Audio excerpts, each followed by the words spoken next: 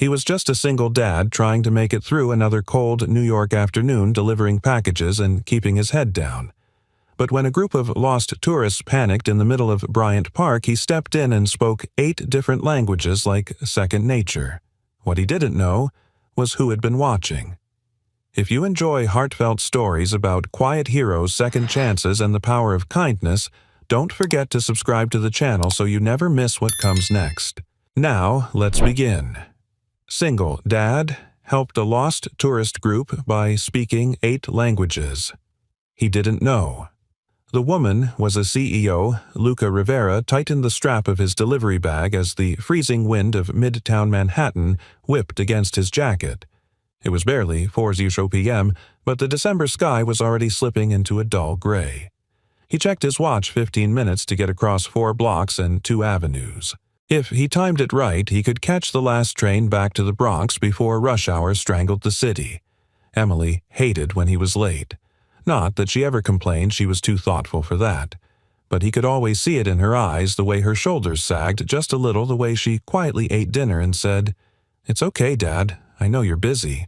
He picked up his pace, weaving through crowds and traffic until a strange commotion near Bryant Park caught his ear, a jumble of voices overlapping in confusion. Tourists, probably. Another Christmas group lost between 5th and Madison. He should have kept walking, but something made him stop. About 10 people were huddled near a lamppost, all bundled in heavy coats, some waving maps, others frantically pointing at their phones. A woman with a stroller was nearly in tears. 2 elderly men were arguing, one in German, the other in Mandarin. And at the center of it all stood a flustered young guide in a blue jacket holding a useless sign that read, "NYC Walking Tour. Multilingual available." The poor guy clearly didn't speak any of them. Luca hesitated. Time was tight.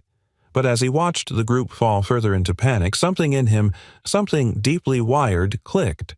He stepped forward. "Se han perdido?" he asked, gently directing the question to the elderly couple who looked the most frazzled. Their eyes lit up. Spanish.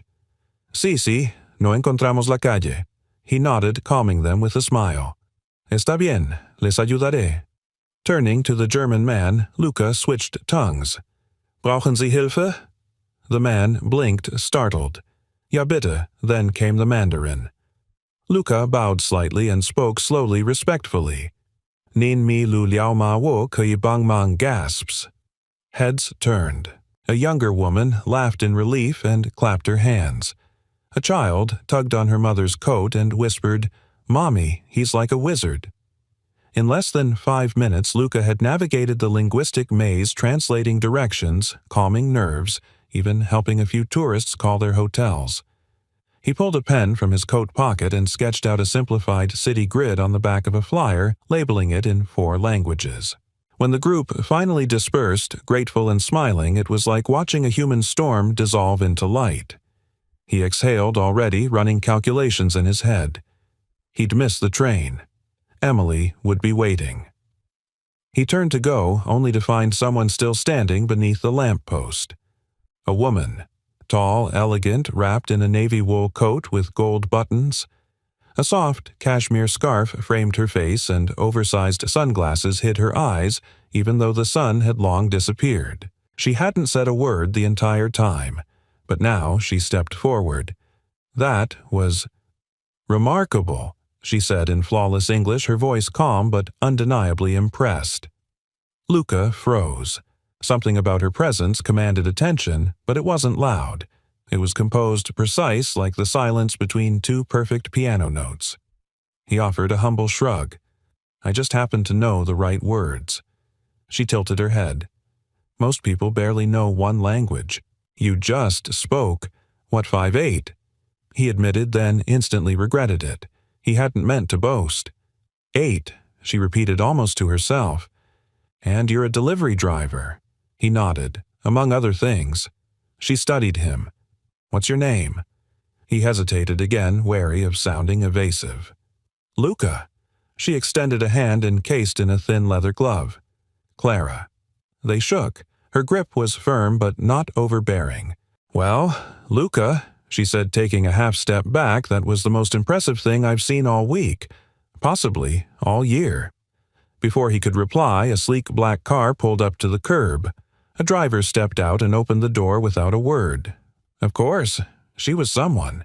He should have known. The coat alone probably cost more than his rent. Clara paused half in the car, then turned. "You know," she said thoughtfully, "most people just walk past." "I almost did," Luca replied. She smiled just barely and got in. The door closed and the car melted into the traffic like it had never been there. Luca stood still for a beat longer, the cold forgotten. Then he shook himself back into reality. He was late. Again. He made it home just before 6. Emily was curled up on the couch reading an old illustrated copy of The Little Prince. The moment she saw him, she beamed. "Sorry," he said, setting the bag down. "Got caught up helping some tourists." She grinned. "Did you use all your magic words again?" He chuckled. "Some of them."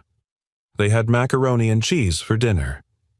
Emily told him about a new friend at school named Zara who also liked drawing galaxies. Luca listened intently, laughing where she needed him to nodding where she was serious.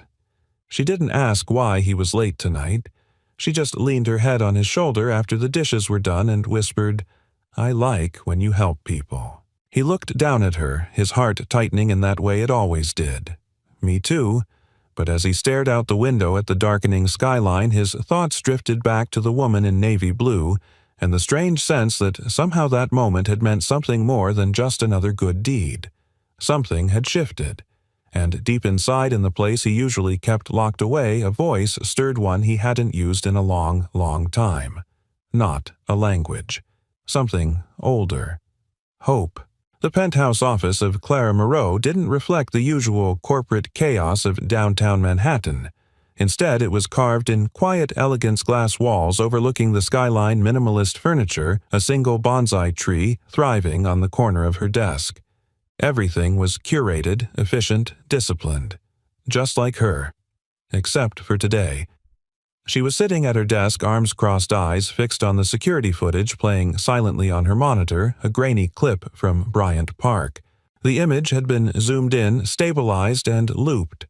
It showed a man, perhaps mid-30s, with wind-blown hair and a threadbare coat, calmly orchestrating order from chaos. One by one, the tourists had lit up like candles in his presence. She pressed pause. The image froze on his face, warm but reserved, like someone used to standing behind others, not ahead of them. And his voice, well, she didn't have that on video, but she remembered it. Measured, assured, and each word in every language spoken with a grace she rarely encountered even in professional interpreters. "What do you want me to do with this guy?" asked Jules, her assistant, standing just inside the doorway. Clara didn't look away from the screen. "Find him." Jules scoffed lightly. "You do realize how many delivery men there are in Manhattan? I'm not asking for his social security number. Just a name, maybe a shift schedule." "I spoke to him. He said his name was Luca." Jules tapped his tablet, unconvinced. "No last name company." "He didn't say, but he was wearing a badge. I think it said Courier Express." She paused, recalling more. He had a sticker on his bag, a child's drawing, maybe. It looked like a rocket. Jules scribbled a note. "So, we're looking for a multilingual mystery man with a daughter who likes rockets." Clara allowed a rare, fleeting smile. "Exactly." Jules sighed, though his expression softened. "Okay, I'll do my best." He left, and the office returned to silence. Clara leaned back in her chair, arms still folded. The day should have been about her quarterly presentation. Instead, she'd barely glanced at the numbers, and that wasn't like her. She was Clara Moreau, daughter of diplomats, CEO of Moreau Global Technologies, a woman who negotiated billion-dollar deals while chewing on stale airplane crackers at 35,000 feet. She had been called fierce, cold, brilliant, unstoppable. All of it true. All of it earned. But none of that had prepared her for what she felt when she watched Luca. He hadn't tried to impress anyone. He hadn't even seemed aware that what he was doing was remarkable. He simply helped because someone needed it. No transaction. No agenda. She remembered his words, "I just happened to know the right words." That humility unsettled her more than she cared to admit. It reminded her of something she hadn't felt in years, not since before the boardroom the investor battles the scandal with Roman Greaves that nearly cost her the company. She'd spent so long surviving the wolves that she forgot what it felt like to be human. Her mind wandered back to the last few minutes of that afternoon. The moment before she stepped into the car when she turned and saw Luca watching the disappearing group like someone who always left before he was seen. She had been seen too much. He, not enough. The contrast haunted her. Meanwhile, in a 2-room apartment in the Bronx, Luca sat at the kitchen table sorting bills. The glow from a single ceiling bulb cast long shadows across the faded tile floor. Emily had fallen asleep, curled up beside her sketchbook on the couch. Her latest drawing was a space station with a smiling moon and the words, "Dad." Commander Luca, scribbled in purple crayon. Luca smiled and tucked a blanket over her. Then he returned to the table and flipped over the latest envelope hospital payment due. Emily's next respiratory therapy appointment wasn't covered by Medicaid. Again. He didn't complain. He hadn't for years. Not since Megan died. Instead, he looked at the flyer still in his coat pocket, the one he'd scribbled directions on for the tourists. His mind drifted back to the woman in the navy coat. Her poise. Her eyes, which he could barely see but somehow still felt. She hadn't asked for help. She hadn't needed to. But she had stayed. He didn't know why that mattered. 2 days passed. On Thursday morning, Clara's phone buzzed during a leadership meeting. She never looked at messages during presentations, ever. But this time she did. Jules Courier Express. Name's Luca Rivera. Bronx address. No social media.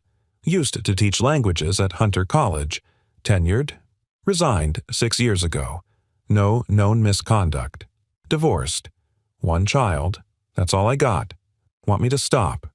She stared at the message for a long time, then typed 1 word, "No." After the meeting, she stepped outside and stood by the windows overlooking the river. Her mind was racing not in panic, but in decision. She now had a name, a profession, and a past. And none of it made sense. Why would a tenured linguistics professor give it all up to deliver packages unless something or someone had broken him?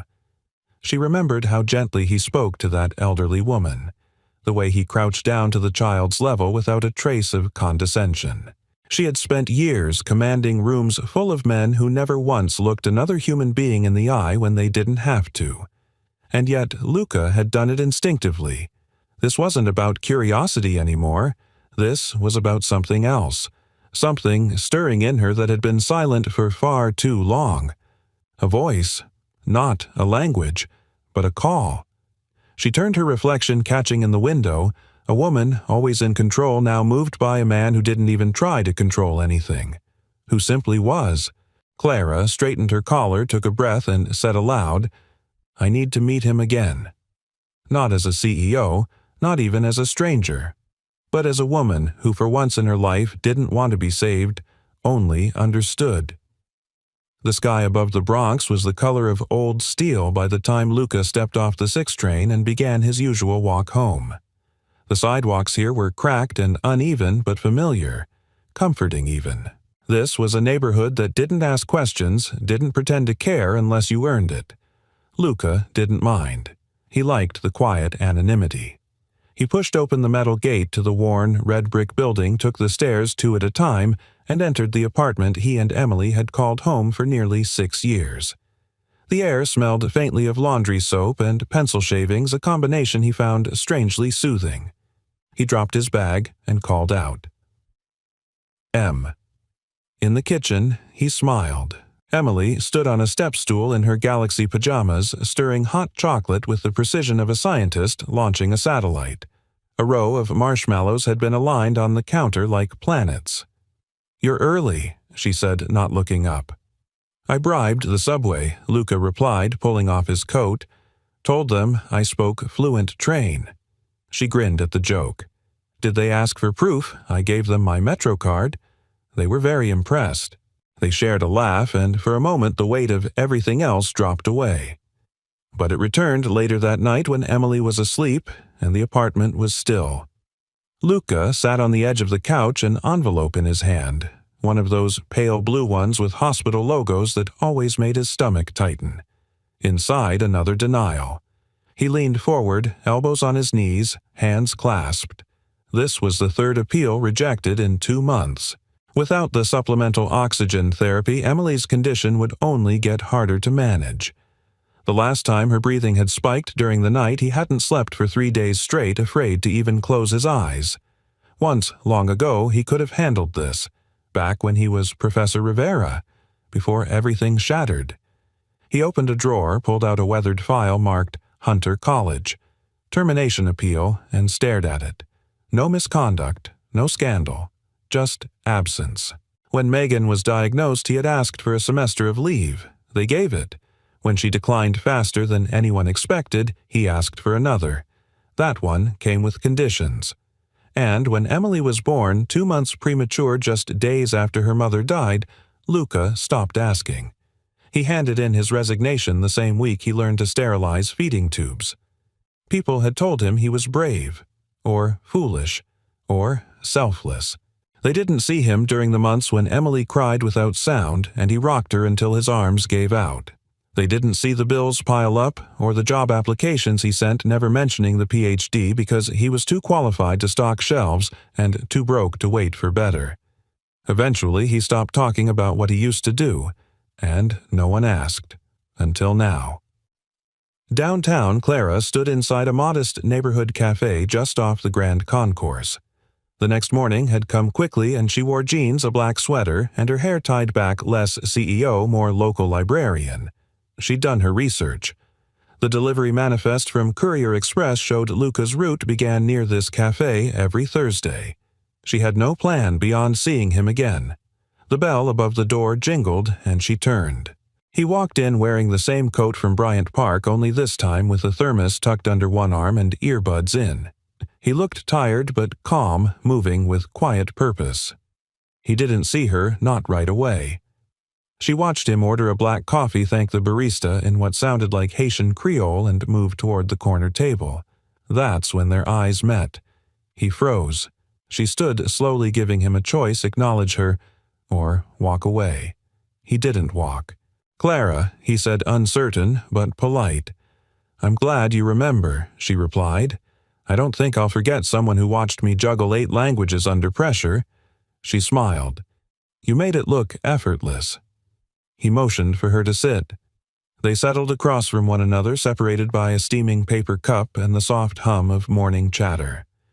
"I hope this isn't weird," she said, folding her hands.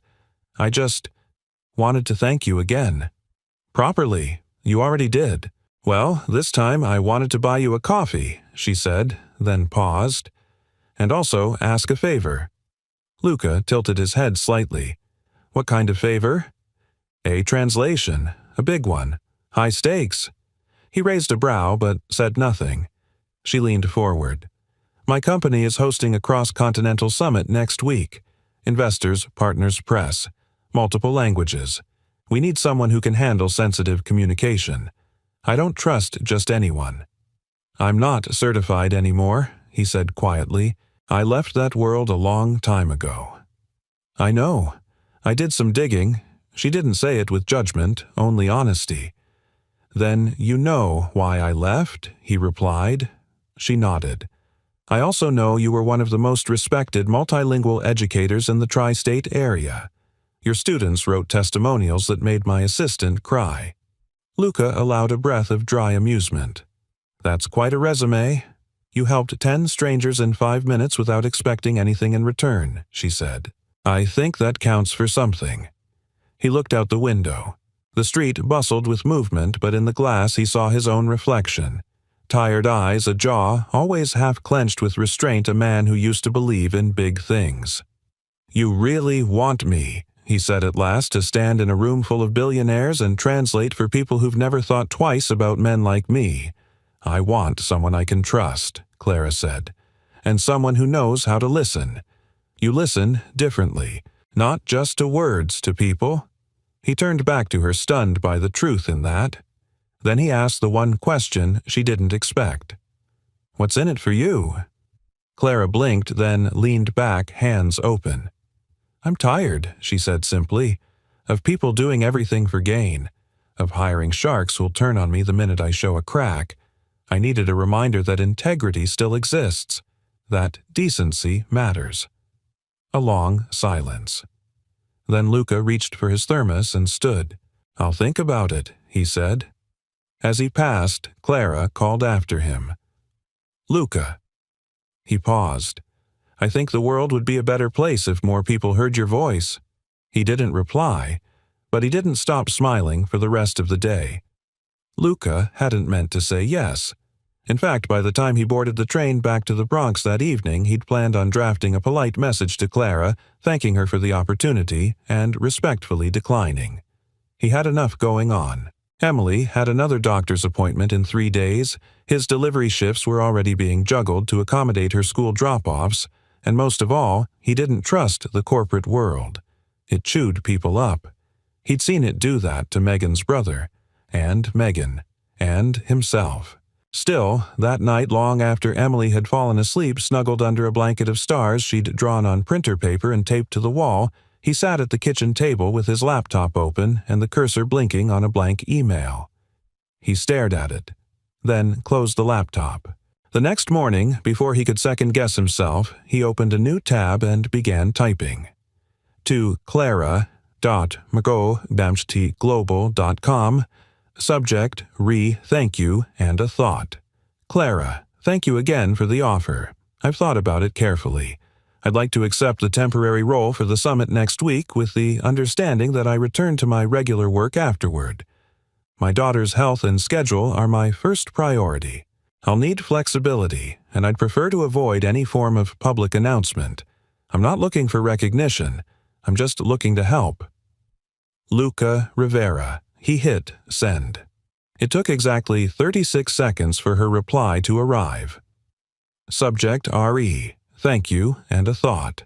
Luca. That's the best email I've received in 5 years. We'll make it work. No spotlight, no speeches, just truth and clarity. I'll have my team reach out with logistics by the end of the day. Welcome aboard, Clara. By Monday, he was sitting in a conference room high above Park Avenue, surrounded by glass silence and the quiet pressure of power.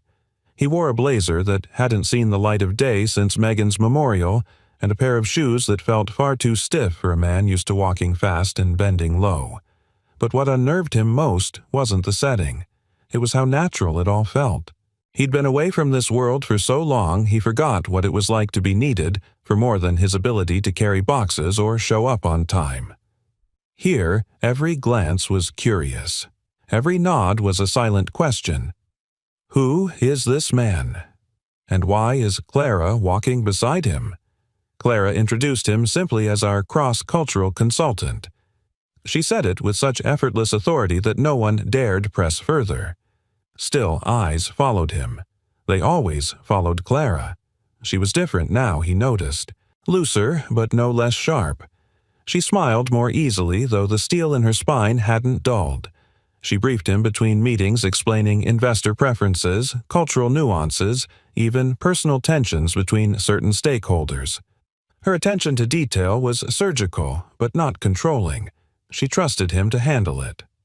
By Wednesday, they had rehearsed 3 language-switching sequences, created custom note cards for emergencies, and walked through a dozen potential scenarios for Q&As.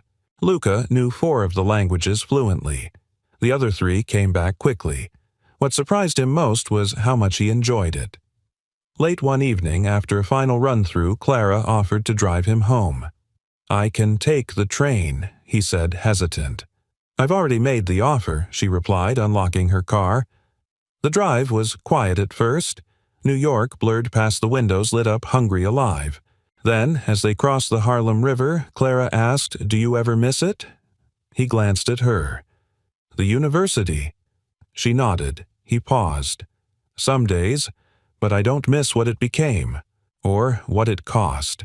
And what about what you became? That one landed harder than he expected." "I became a father," he said simply. "Everything else is optional." She was silent for a long moment. Then she said, My father once told me being a parent is the highest form of translation. You take the chaos of life and interpret it for someone small and scared. Luca looked at her again, truly seeing her now. The weight in her voice wasn't theoretical. You were close to him, he asked. I thought, so she said, until I took over his company and realized he'd been grooming me, not trusting me. Luca let that settle. Trust isn't taught. It's chosen. They didn't speak again until she pulled up near his building. As he opened the door to get out, she said, "Thank you." "For what?" "For reminding me how leadership is supposed to feel." He nodded once, then stepped into the cold. Back upstairs, Luca checked on Emily, who was asleep in her spaceship pajamas, mouth slightly open, inhaler beside her like a teddy bear. He kissed her forehead and whispered, "It's going to be okay." Then he stood by the window looking out across the rooftops. A week ago, he was invisible. Now he was translating again. Not just worlds, and the most remarkable part wasn't that Clara had brought him back into that space. It was that she never once tried to change him. She let him arrive as he was and made space for his voice. Not louder, just clearer. And for the first time in years, Luca Rivera didn't feel like a man trying to rebuild his past. He felt like a man finally stepping into his future. The double doors of the conference hall whispered open with a pneumatic hiss, revealing a space awash in modern elegance. High ceilings curved like cathedral arches overhead. The walls gleamed with warm, amber lighting, while rows of chairs fanned out like ripples in still water. Screens lined the front of the stage, already flashing the Moreau Global Technology Summit logo in 6 languages. It was the kind of room built for power to speak and for the world to listen. Luca stood at the edge of it in a dark tailored suit Clara's assistant had arranged for him. It fit better than he wanted to admit. He adjusted the slim, wireless earpiece in his left ear and ran a mental diagnostic through the languages he might need today: French, Mandarin, Spanish, Russian, Arabic, Japanese. English was the only one he wasn't worried about, though. Ironically, it was also the one most often abused in corporate settings.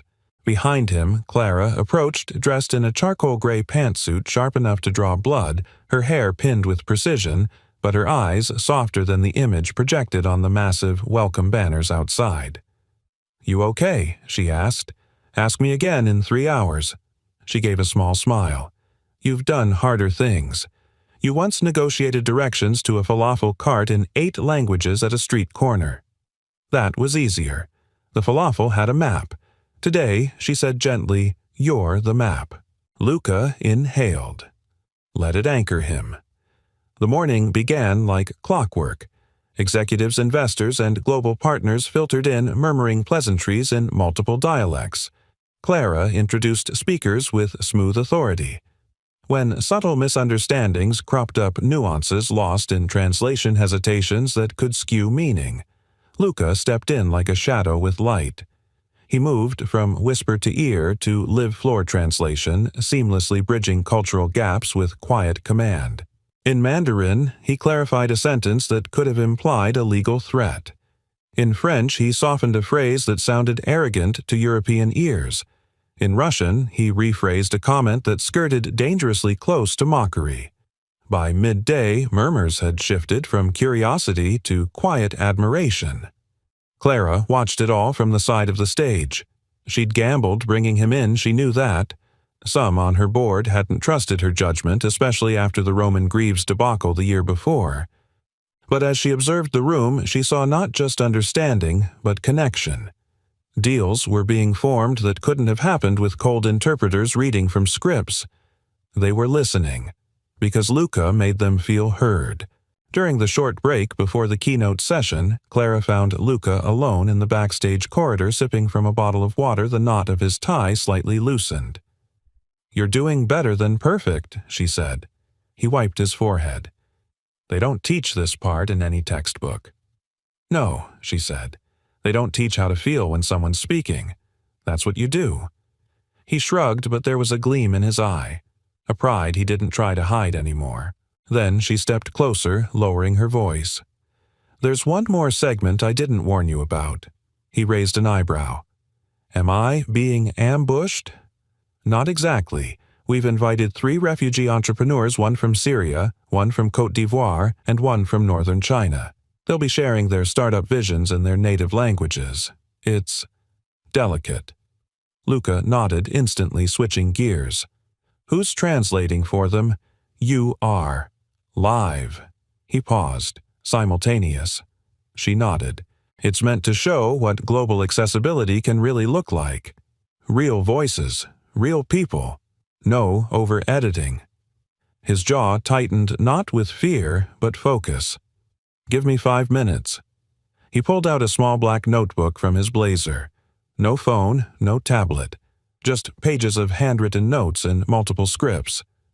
Clara watched in awe as he murmured syllables under his breath, refining his phrasing, scanning linguistic variants in real time. She suddenly realized something he wasn't performing. He was communing. When the refugee entrepreneurs took the stage, the audience was respectful but skeptical, polished suits uncertain of how to absorb stories that didn't come wrapped in metrics or market forecasts. But then the Syrian woman began, her voice trembling, and Luca, positioned just off stage, microphone in hand, began to speak. His voice was calm, rhythmic, echoing her cadence. He translated her dream of building mobile medical units for war-torn villages with a reverence that turned silence into reverie. When the Ivorian man spoke of building solar-powered internet hubs for rural schools, Luca's voice warmed, his phrasing lifting like sunlight off distant rooftops. And when the Chinese woman explained her plan to recycle textile waste into reusable housing panels, his tone became steady, strong, unwavering, as if her hands were laying bricks through him. The room did not stir. They breathed together. And when the final word was spoken, there was a pause so deep it vibrated in the floor. Then came the applause. Not polite, not corporate, real. Clara stood just behind the curtain, hand over her mouth. She'd known Luca was gifted. But this wasn't just language. This was healing. Later, as guests lingered in the lounge area, networking now energized with a kind of humanity rarely felt in events like this, Clara joined Luca on the rooftop terrace. The city buzzed below, lights flickering like signals in Morse. "I should have warned you," she said. "I'm glad you didn't," he replied. "If I'd known, I might have gotten in my own way." He turned to her. They weren't used to being heard. She nodded slowly. Neither was I. They stood in silence for a while. Then Clara said, almost to herself, "You were meant for more than teaching in classrooms." "I used to think that too," Luca admitted. "Then life corrected me." "Maybe it didn't correct you," she said. "Maybe it just paused you. Until now." Their eyes met. No walls, no translation needed. And for the first time in years, something shifted inside both of them. Not a transaction, not a deal, but something infinitely rarer. Recognition. Rain drizzled down Manhattan's glass skyline like a curtain of tiny silver threads, softening the glow of street lamps and neon signs. Clara tapped her fingers on the steering wheel of her parked car outside Luca's building in the Bronx, her hesitation uncharacteristic. She wasn't someone who waited, but tonight she did. When he stepped out into the evening wearing that same simple coat and carrying Emily's sketchbook under one arm, Clara rolled down the window. "I owe you dinner," she said, keeping it casual. "You free?" Luca tilted his head. "Depends. Are we talking pizza or politics?" "I was thinking something in between." He hesitated. Not because of the offer, but because of everything that came with it. In his world, dinner wasn't just dinner. It was a disruption. A reshuffling of priorities. Emily was with his neighbor, an older woman named Mrs. Harris, who adored Emily like her own granddaughter, but time away from home still felt like a risk. Still, he found himself nodding. "Give me 5 minutes." They ended up at a small French-Italian bistro tucked beneath a bookstore in the West Village, one of those hidden gems only locals knew about, with candles on every table and soft jazz playing just loud enough to mask neighboring conversations. Clara had clearly been here before. The maitre d' greeted her by name. Luca raised an eyebrow. "How many secret lives do you lead?" Just two, she said with a half-smile. This one's quieter. They sat by the window rain streaking down the glass in faint, ghost-like trails. The menus were printed in French with tiny English translations. Luca read both versions without blinking. "You surprise me," she said as the waiter took their order. "Why?" "Because I don't fit the profile of someone who speaks 8 languages and still delivers packages for a living." Clara didn't flinch. "No, because most people would have let the world wear them down by now. You're still intact." He leaned back. "That's not entirely true." A pause. The air between them shifted. "You're right," Clara said softly. "I meant you haven't given up." Luca studied her. In the warm candlelight, her features looked less chiseled, more vulnerable. There were shadows under her eyes, tiny tension lines near her mouth. Not fatigue, exactly, more like accumulation. She wore her life like armor, beautifully made, precisely fitted, but heavy. "What about you?" he asked. "What about me? Have you given up?" Clara blinked slowly. "I think I've forgotten what it means not to fight for everything." There it was, the first crack in the granite. She took a sip of wine, then continued. "The company was my father's legacy. When he died, I wasn't ready, but I had to be. The board wanted someone else, but I clawed my way to that chair.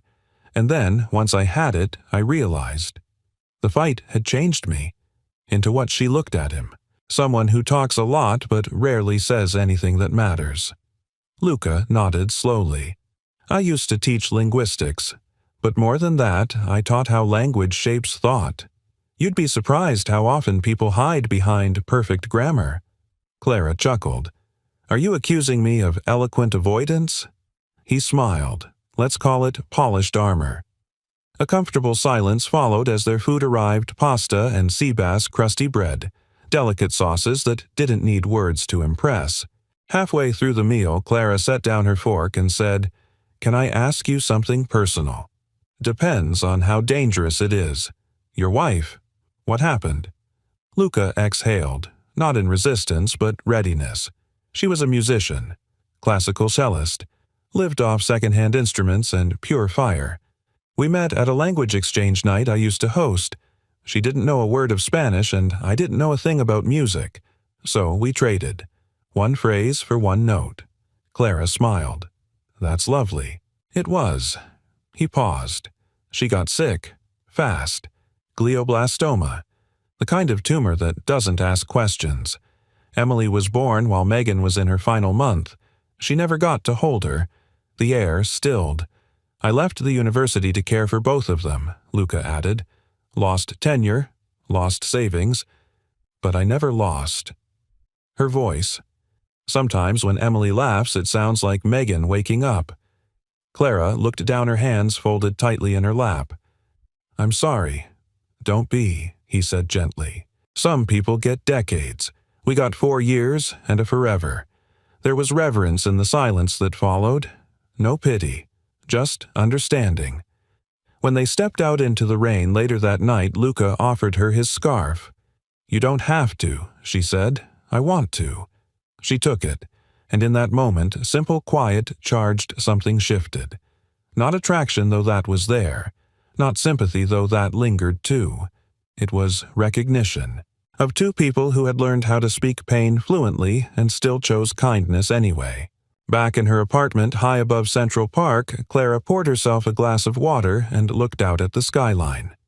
Lights shimmered like stars drawn too close to the earth. She thought about Luca. Not just what he said, but how he said it.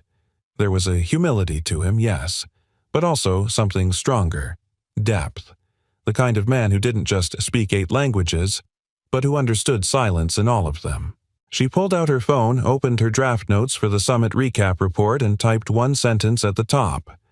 "Kindness isn't soft, it's fluent." Then she closed the file and smiled. Somehow she felt more fluent too. The rain had cleared by morning, leaving the city sharp and sunlit as if someone had scrubbed down the skyline overnight. Luca stood by the corner deli, a coffee in one hand and his phone in the other, rereading the message Clara had sent only minutes before. "Could we meet in person today? I have something important to discuss. It's good, I promise."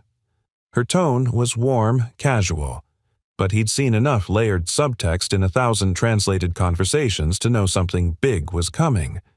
By the time he stepped through the revolving glass doors of the Moreau Global Tower, his mind was already sorting through the possibilities. An extension of the contract, maybe.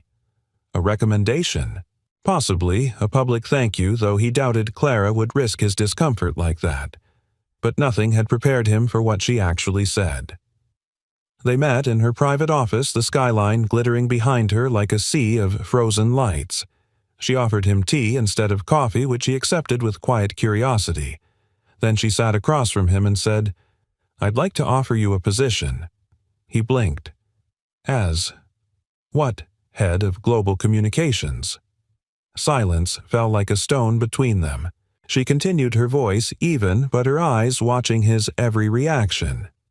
"You'd oversee translation strategies across all regions, manage cultural engagement teams, and develop real-time response protocols in international crises. You'd be building bridges where most companies still build firewalls." Luca set down the tea without tasting it.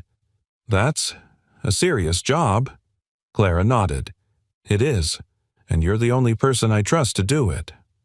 A long pause. Then he leaned back slightly, his tone calm but firm.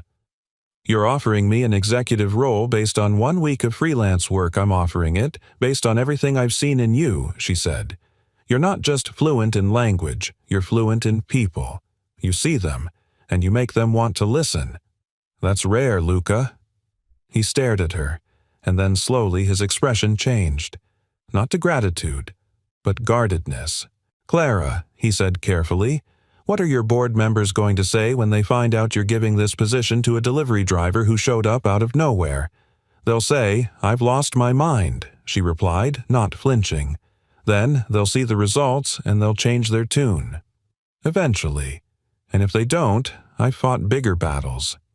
Luca shook his head. This isn't a battle I want to be in. I didn't come here looking to be rescued. I know that. Then why are you doing this?" Her response came softer than he expected. "Because I believe in building things that last. And most of what we build in this world, companies' reputations, platforms, it all crumbles.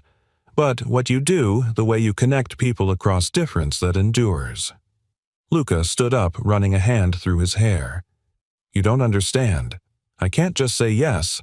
I have a daughter who needs stability, not boardroom politics. I can't risk dragging her into something unstable again." Clara stood too, but didn't approach. She understood distance. She respected it. "I'm not asking you to say yes today," she said. "Just don't say no out of fear." He looked at her. "I'm not afraid," he said. But they both knew it wasn't entirely true. Later that evening, Luca sat with Emily in the park across from their apartment. She was on the swings, kicking her feet higher, the wind teasing her loose braid. "Guess what, Dad?" she shouted between pushes. "Mrs. Harris says I could be an artist and a scientist if I want." Luca smiled. "She's a wise woman." Emily slowed down, dragging her feet through the wood chips. "You okay?" she asked. "You've got your serious math face on." He chuckled. That obvious, totally. He debated telling her. Then he did. "There's this job, a big one. Something I didn't think I'd ever be offered again." Her eyes lit up. "Like teaching again." "Sort of, but bigger. More responsibility. More time away." Emily tilted her head.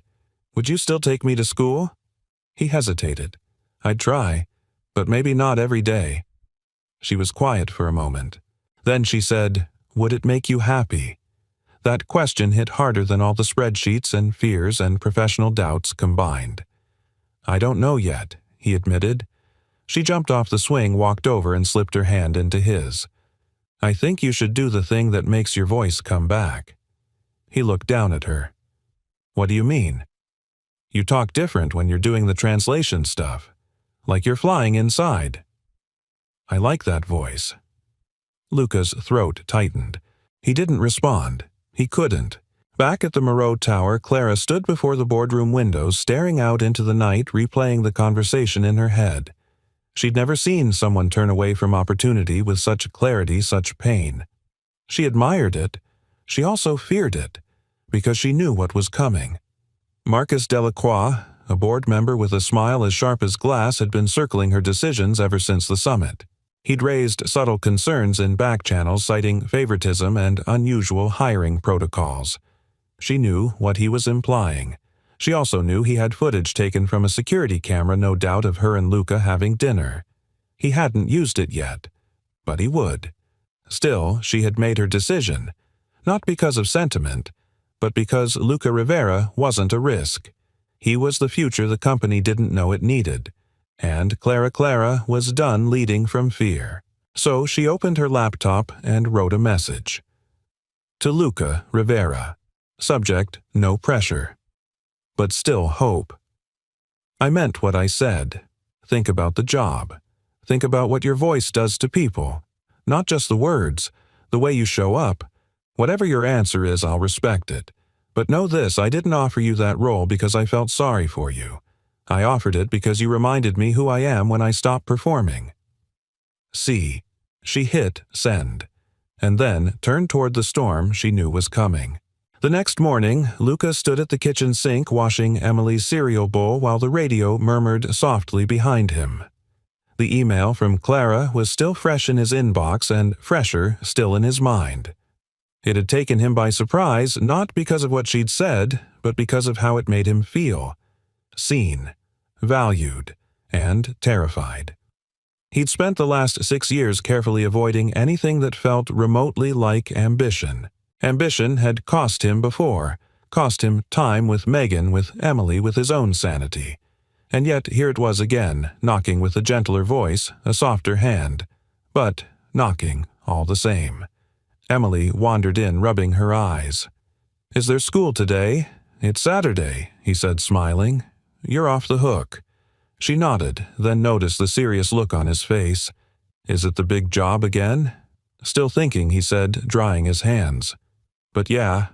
She sat down at the table, swinging her legs. You used to be really good at thinking before Mom got sick.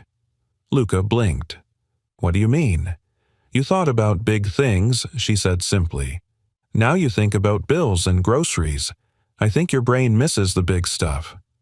He stared at her for a long moment, the clarity of her words slicing through him like light through glass. Downtown, Clara walked into the boardroom like a woman entering a courtroom. The air was unusually tense. Half the board sat with their tablets out, styluses in hand. Marcus Delacroix leaned back in his chair like a man waiting to pounce. Morning, Clara said, sliding into her seat at the head of the table. No one returned the greeting. She didn't flinch. Marcus was the first to speak.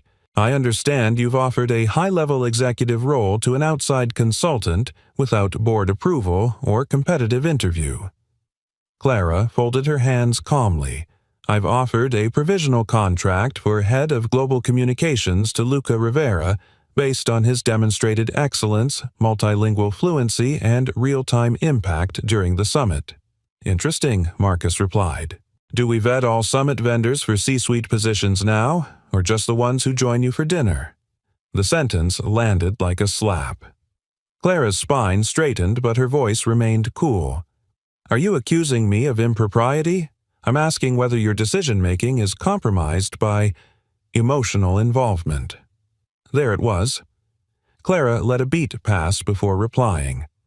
Mr. Rivera is a widower with a child. I met him through a public incident where he assisted international tourists. I asked him to consult. He delivered. Better than anyone we've hired in 5 years. Marcus tapped a button on his tablet. The screen at the end of the room lit up with security footage, Clara and Luca stepping out of the bistro, laughing. Him offering her his scarf, her taking it. The room was silent. This, Marcus said, suggests a level of personal engagement that clouds your professional judgment. Clara didn't look at the screen. She looked directly at Marcus. You're grasping. You're using moments of human connection to attack professional competence. That tells me more about your values than mine." Murmurs rippled along the table. One of the older members, a Japanese-American executive named Kenji Watanabe, cleared his throat. "I was at that summit," he said quietly. I heard Rivera translate with clarity and compassion. I watched him bring the room together in a way no one else could.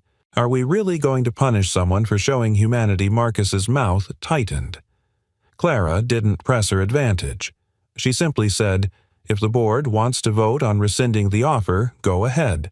But let the record show that we are prioritizing optics over value, and fear over talent." No one moved. Then Kenji leaned back and said, "I support the hire." One by one, others slowly nodded. Only Marcus remained silent. Luca didn't hear about the confrontation until hours later. It came via a phone call from Clara herself. She sounded exhausted but calm. "You were right," she said, "about what they questioned everything. Your qualifications, my intentions, even our dinner." Luca closed his eyes. "I'm sorry. Don't be." I stood my ground. He didn't say anything. "I meant it, Luca. I didn't offer you that position because I pity you or because I wanted to prove something. I offered it because you changed the way we communicate with each other, with our clients, with ourselves. That's the kind of leadership this company needs." There was a pause on the line. Then she added softly, "But I also understand if it's too much." Luca looked out his window where Emily was drawing with chalk on the sidewalk below. A bright yellow sun. A rocket ship. 2 stick figures holding hands. "No," he said finally. "It's not too much. It's just not simple." "I never said it would be simple," she replied. He smiled. "Then maybe it's worth doing." That night, Emily crawled into bed beside him the way she used to when she was younger. "Can I tell you something?" she whispered. "Always. I think that Lady Clara, she makes you different." "How so?" "You don't sound tired when you talk about her." Luca didn't answer right away, but in his chest something softened, something opened. He didn't know what lay ahead. Politics, pressure, the careful balance of parenting and purpose. But for the first time in years, he felt like the part of him that used to dream the professor, the bridge builder. The man who once loved complexity was waking up. Not to prove anything, not to reclaim what he'd lost, but to build something new. Not just for himself, but for every voice that had ever gone unheard. The stage lights were hot, but Luca hardly noticed. His palms rested on the smooth wood of the lectern as he scanned the silent audience, hundreds of faces from around the world, many of them veterans of boardrooms and government halls now watching with unusual intensity. He wasn't here to impress them. He was here to speak for someone who had finally run out of words. Clara stood a few feet away watching him with steady eyes. She had faced the firestorm head-on, confronted the board's distrust, fended off Marcus's thinly veiled accusations, and refused to step away from her decision to back Luca. But the latest board demand came with razor edges. Clara could remain CEO, but only if she publicly addressed the optics of her relationship with Luca. In other words, distance herself. Step back. Disavow the very trust that had changed her. Luca had refused to let her. "I'll go," he told her the night before. "I'll say what needs to be said. You don't owe me your job. You're not the one costing me anything," she'd whispered. "You're the one making it all finally matter." Now, here he was, a single father, a former professor turned courier, a man who had spent the last 6 years speaking only when necessary and never about himself. Until now. He adjusted the mic and began. "My name is Luca Rivera. I'm not an executive. I don't own a tailored resume or a legacy surname. I'm a widower. I'm a father. And for the past several years, I've lived outside the rooms people like this one tend to gather in. But a few weeks ago, I stood at a street corner in Bryant Park and helped a group of tourists find their way using 8 different languages. It wasn't planned. It wasn't heroic. It was human. One of the people watching that moment was Clara Moreau. He paused. I didn't know who she was. She didn't tell me. But she didn't walk past. She saw something most people don't bother to see anymore, not because they're cruel, but because they're too busy chasing louder things. He took a breath. When Clara offered me a role in this company, it wasn't a handout. It was a test. Could someone from outside this machine contribute to something meaningful? Could language become more than compliance or branding, but a bridge between people who have never been truly heard? He looked around the room. I don't speak for power. I speak for understanding. That's all I've ever done. That's all I'll ever do. Then, gently, he reached into his blazer pocket and pulled out a worn photo. Megan, holding a newborn Emily, smiling through the last weeks of her life. I learned to speak again when I had to tell my daughter her mother wasn't coming home. And every day since I've spoken a little more because she needs someone who shows up, not someone who hides. He held the photo up. That's what Clara did. She showed up. When she could have stayed silent. When it would have been safer. A pause so deep you could hear the city pulsing behind the glass. Then Luca turned to Clara and said the final line not just for the room, but for her. Truth has no accent. Kindness has no nationality. And leadership when it matters most needs no defense. The silence held for one beat. Then another. Then came the standing ovation. Not polite, not procedural, but powerful. And Clara, who had fought for her position, her company, and her own right to feel, again stood beside Luca and clapped with tears in her eyes. Afterward, the boardroom was quiet. No raised voices, no accusations. Kenji Watanabe was the first to speak. I moved to retain Clara Moreau as CEO with full backing and no stipulations. I second, said another. No one objected. Even Marcus, tight-lipped, offered only a curt nod and left the room. In the hallway outside, Clara found Luca leaning against the wall, exhausted but calm. You didn't have to do that, she said quietly. I know, he replied, but I needed to. She stepped closer. Do you regret accepting the job? He shook his head. For the first time in a long while, I feel like I'm exactly where I'm supposed to be. Their eyes met. So much had passed between them without needing to be spoken. They were both of them fluent in silence by now. But Clara took a breath and then said, There's one thing I never thanked you for. He raised an eyebrow. What's that? For giving me back my voice. He smiled gently. Funny, he said. Because I was just about to thank you for the same thing. That night, Clara joined Luca and Emily for dinner at their apartment. It was nothing fancy mac and cheese, sliced apples, and ginger ale, but it was warm and filled with laughter. Emily showed Clara her chalk drawings, explained the physics of cartoon rocket boosters, and asked how many languages she spoke. Only 3, Clara admitted. Emily beamed.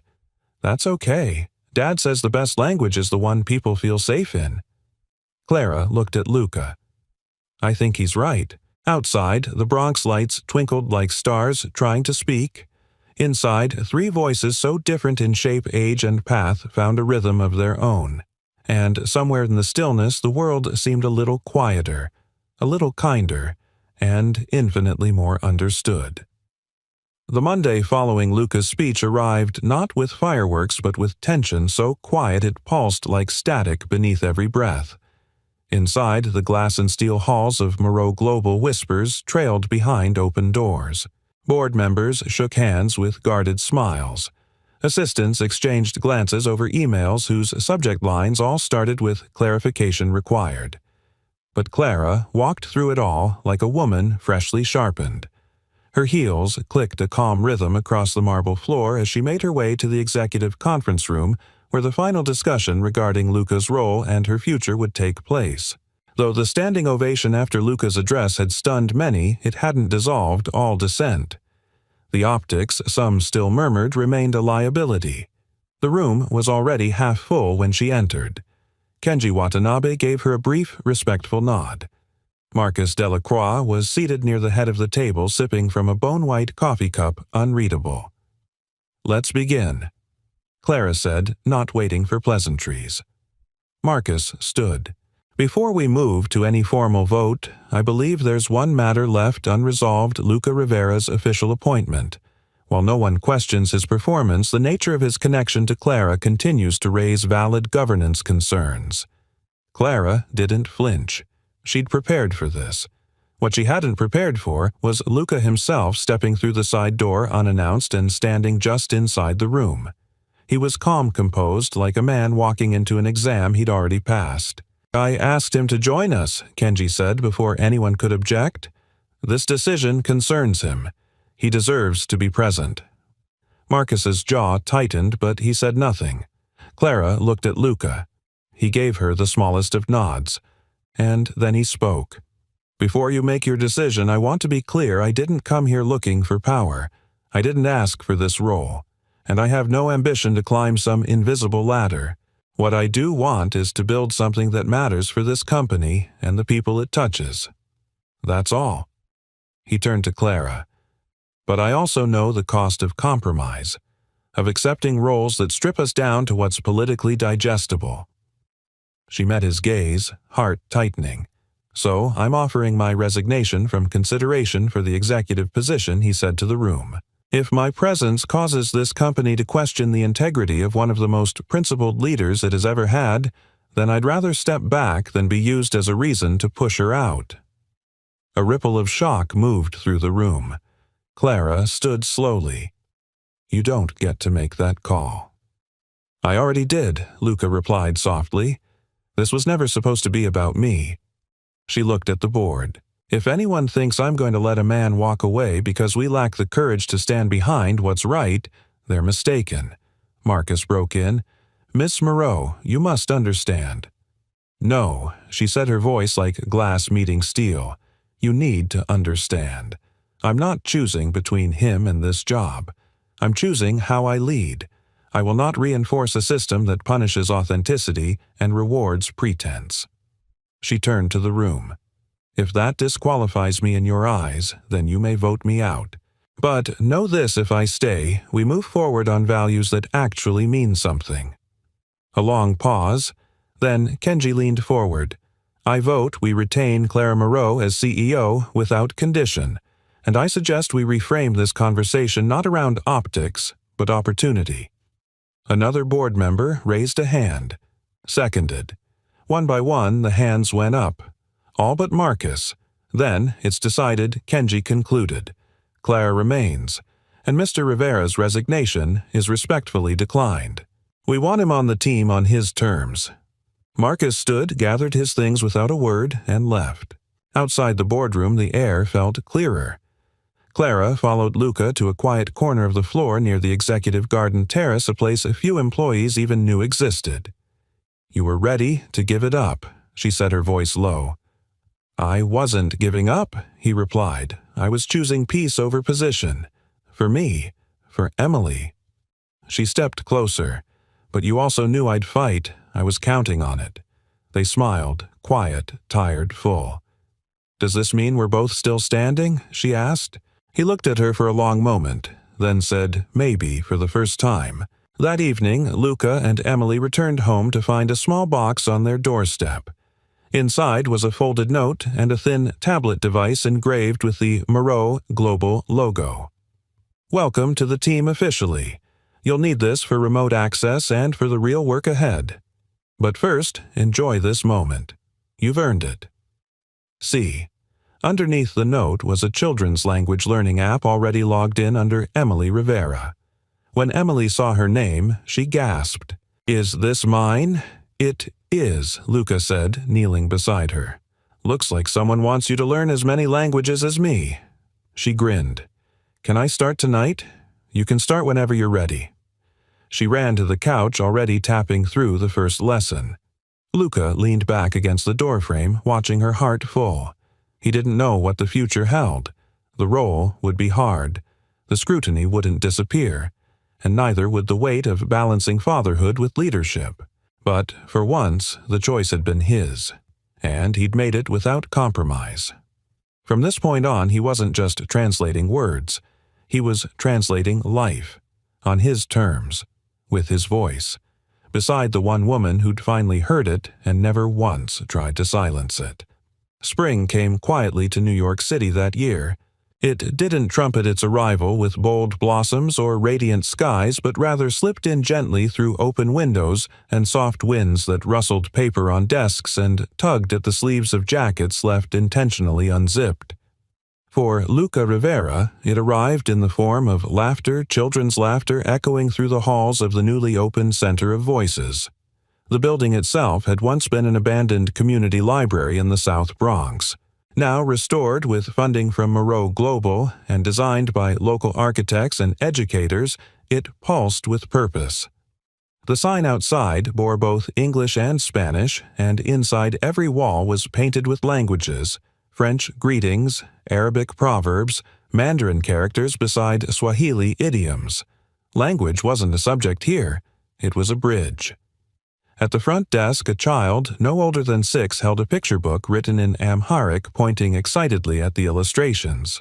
Nearby, a teenage boy explained Spanish verb conjugations to an older Ukrainian refugee who listened with wide, grateful eyes. And in the far corner, at a round table where sun poured in like a blessing, Emily Rivera was helping a younger girl pronounce the word hope in Italian. Clara stepped inside just as a group of volunteers broke into applause at a successful first lesson. Her heels clicked softly against the tile and she paused for a moment at the doorway, breathing it all in. "You know," she said, turning to Luca, "I wasn't sure this place would feel real until today." He looked around with quiet satisfaction. "It's as real as it gets." "Do you remember," she added, the night after the summit, "you told me you weren't interested in building a legacy." "I'm still not," he replied, smiling. "I'm building a life. This just happened to come with it." They walked slowly through the center past classrooms with open doors and laughter that spilled freely between lessons. Each room bore the name of a language, but more importantly, a person. Megan's room was one of them, dedicated to music and expression. "She'd have loved this," Luca said softly, running his hand along the plaque by the door. "All of it." "She's part of it," Clara said. "Always will be." He nodded, grateful. In the small courtyard behind the center, the staff had planted a tree. Just last week, young thin, still learning to stand on its own. Beneath it sat a bench where kids now gathered between sessions, speaking fractured versions of English Tagalog and Farsi to each other with the ease only children can muster. Luca and Clara stood there in silence for a long moment, watching as voices once pushed aside now filled the air with possibility. "Do you ever think about what might have happened if you hadn't stopped that day in the park?" Clara asked. "All the time," he said, and he turned to her. "Then I remember what Emily said, that I sound different when I use my voice, and I realize I wasn't just finding my voice again. I was finding people who wanted to hear it." Clara looked at him, truly looked at him, and the affection in her gaze was no longer hesitant, no longer restrained. "You know what I've learned from all of this," she said. "What that leadership is just another form of translation. It's taking chaos, fear, and pressure and choosing every day to interpret it through kindness." Luca's smile deepened. "So we're both translators now?" "Always have been," their hands brushed, then intertwined. Later that evening, long after the center had closed for the day, Emily sat cross-legged on the floor of their apartment showing Clara her newest drawing. It was a mural for the courtyard wall, a row of children holding paper megaphones, but instead of shouting, they were releasing birds. Doves, swallows, cardinals, each feather marked with a word belonging home, truth, joy. "Do you like it?" she asked, eyes wide. Clara nodded, swallowing the sudden lump in her throat. "It's perfect." Emily beamed and turned back to her crayons. Luca stood by the window watching them, a warm light cast across his face. His home, once quiet, now felt filled overflowing, really not just with people, but with meaning. The kind he'd stopped believing he could still find. Outside, dusk wrapped the city in gold. Horns honked far off. A saxophone played somewhere nearby. But here, in this small apartment in a tall, indifferent city, a family was finding harmony. Not by chance, by choice. 6 months later, Luca stood once again on a small stage, this time not in a corporate hall, but in the heart of the Bronx beneath string lights and summer stars, as the Center of Voices celebrated its first graduating class of multilingual youth mentors. He looked out at the crowd, students, parents, teachers, neighbors. And when he spoke, he didn't need to prepare notes. He simply said, "Language is not just how we speak. It's how we show someone they matter. It's the space we make for another person's story. And sometimes when the world grows loud or cruel or unkind, the greatest thing we can do is speak softly and still be heard. Thank you for hearing me. Thank you for helping me find my voice again. And thank you for choosing to use yours." The audience rose in applause. And as Clara stepped forward beside him, her hand slipping into his, the night carried their joined silhouettes across the faces of those who'd come, many of them once voiceless. But not anymore. Never again.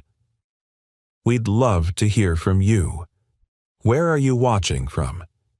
Drop your city or country in the comments below and let us know what part of the story touched you most.